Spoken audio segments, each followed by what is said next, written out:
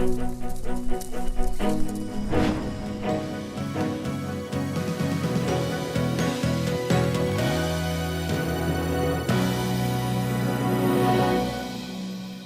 morning again, everybody. I'm just going to talk very briefly about the EEOC's new enforcement guidelines for national origin discrimination. I'm very cognizant of the time.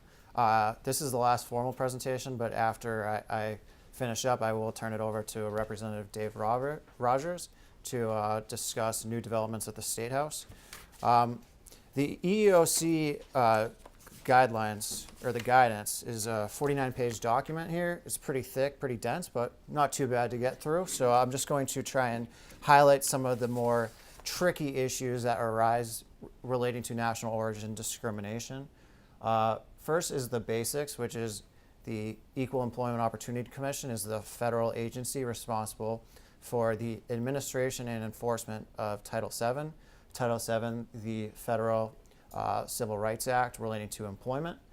It applies to, in general, all employers with at least 15 employees. There are certain very, very narrow exceptions to that, but so in general, Title VII will apply. The EEOC in November issued this new guidance, which replaced an older version. I'm going to talk again about the issues that I think were worth highlighting in them. There is a caution I would like to make, which is that the EEOC guidance is non-binding.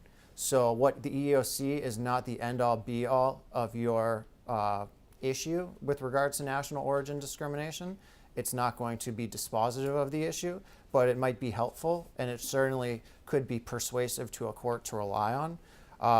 And the EEOC, in fact, recognizes that and says in the guidance, it says, where the lower courts have not consistently applied the law or the EEOC's interpretation of the law differs in some reason, this guidance sets forth the EEOC's considered position and explains its analysis.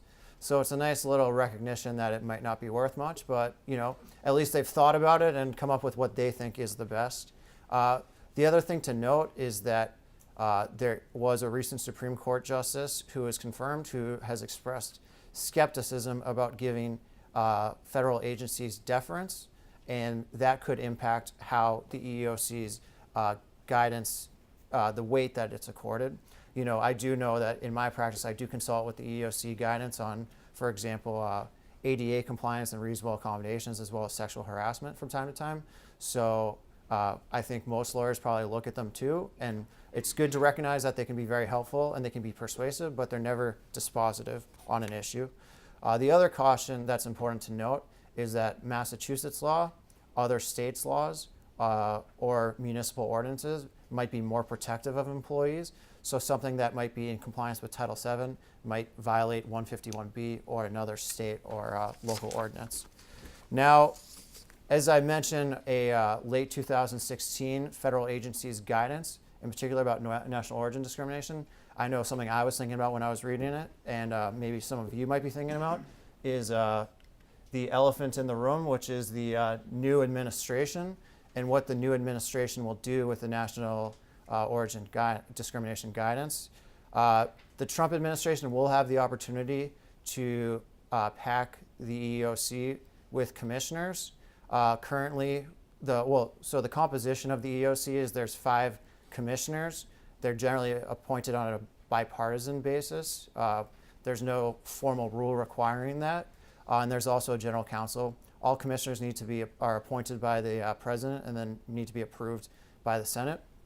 Currently, there's 1 out of 5 vacancies, and by next year, 2 more terms will end. So within the next probably 13 to 14 months, the new administration will have the opportunity to appoint at least 3 commissioners for a majority of the commissioners, as well as the general counsel to the EEOC. So that will that could impact whether these national origin discrimination guidances are kept or whether they're amended or modified. I also chose this tweet as a good example. I know this was done by a candidate for president, but this was also someone who is a job creator and is an executive at a very large company. And at least from my vantage point, I think showed a little bit of insensitivity to national origin with this tweet on and it's a good teachable moment for what not to do as an executive level. I think first of all, I think most people would realize that Cinco de Mayo is a Mexican holiday, yet the inability to grasp the difference between someone who is of Mexican origin versus someone who is of Hispanic origin is troubling, as well as the grouping fast food taco bowl as part of Mexican culture. So for those of you celebrating the Chinese New Year, maybe not to take a picture of the Panda Express you're having for lunch. That would be my best legal advice. So I think that also is a good transition into what is national origin. That was one of the issues that's been identified as tricky.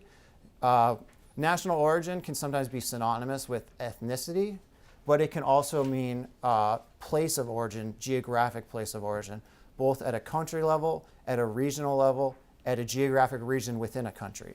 So how the EEOC defines discrimination based on national origin is where it is motivated because an individual is from a certain place or has the physical, cultural, or linguistic characteristics of a particular national origin. So some of the things that they identified as setting forth these cultural or linguistic traits, so it could be based on their accent and language, the name that they might have, the style of dress they might have, those can all form the basis of national origin protection. They also note that place of origin can depend on the individual. So for example, someone who's Egyptian might identify as Middle Eastern, they might identify as Arab, they might identify as Egyptian. Someone who's from Russia might identify as Russian, they might identify as Chechnyan. It's that individual who defines themselves. Now, I think we're all pretty comfortable with what adverse employment actions are. I just wanted to highlight a few of them. The most important, I think, is the hostile work environment based on harassment. What the EEOC reports is that up to 40% of charges or complaints that are filed based on national origin relate to discrimination through the creation of a hostile work environment. A hostile work environment exists where the environment or the level of harassment is so severe or pervasive that it materially alters the terms and conditions of employment. What needs to be proven for there to be a hostile work environment is that the environment must be subjectively offensive to the employee, but it also must be objectively offensive to the reasonable person. The reasonable person standard is important because it ensures that an overly sensitive employee is not automatically protected. There needs to be some requirement that it is objectively offensive to the reasonable person. There are examples of what may constitute harassment that are listed in the guidance. Those include such things as nicknames, mocking an individual's accent, stereotyping based on national origin, offensive assumptions about the national origin, segregating individuals based on national origin. So for example, at a restaurant, if everyone in the front of the house is of one ethnic makeup and everyone in the back of the house is of another, that might be something that the EEOC finds troubling. And then also language restrictive policies, including English only rules. I'll talk about English only rules in a second as well. Something else that's important to remember is that what is perceived can still be actionable. So for example, an employer that feels that customers might not be comfortable with someone whose first language is not English, if that motivates a decision, it still may violate Title VII, even if it's not based on the employer's animus, but rather it's based on the perception of the customer's animus. Another example that they gave was, for example, if a company did not want to hire someone who's Middle Eastern or Arab as a bus driver because of stereotypical thinking of the customers who would go on the bus about it, they said that that would likewise be actionable. Quickly to talk about citizenship, what the EEOC says is that a citizenship requirement is discriminatory when it has the purpose or effect of discriminating on the basis of national origin. So I think a blanket restriction would probably run afoul of Title VII. that's how the EEOC has interpreted it. Also looking at some sort of adverse action towards individuals who lack a social security number may be discriminatory if it disproportionately affects individuals based on national origin. With regards to English fluency requirements, they're only permissible where it is required for the effective performance of the position. The EEOC cautions that a blanket prohibition across job duties is likely to be discriminatory just because it doesn't consider each of the nuances and the requirements of each job position. Now, with regards to an employer that makes a decision based on accents, whether there's suitability for employment based on accents, you are only allowed to do so if it interferes materially with an employee's job performance. Otherwise, an accent cannot be considered. There's also a Title VII presumption that English-only workplace policies are discriminatory. That's not new. It's been around since 1980, but I think the EEOC wanted to highlight it because of a fear that there was sort of a backslide towards that type of thinking among certain employers. Now, the EEOC, at the end of this 49-page document, they set forth what they believe are promising practices, which means the types of practices and policies that an employer might develop to better ensure compliance with these guidances. So what they consider promising practice to include is using a variety of recruitment methods, so not just through one agency, not just through advertisements on a bus, but just a variety.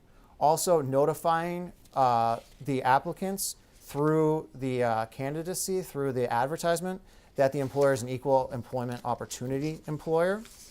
The use of written objective criteria for evaluating candidates, objective job-related criteria for identifying insufficient job performance, which can lead to discipline or discharge, and then very clear, well-written, well-developed, and implemented uniformly policies and practices relating to harassment.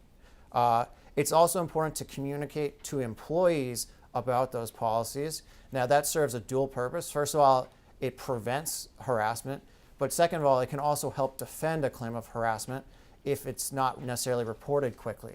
If you've repeatedly told an employee to report harassment and the employee fails to report harassment over a long period of time, that might help shield the employer from certain liability if there's an allegation that it should have taken more steps. If the employer didn't know about it and told the employee about it, that can help prevent it.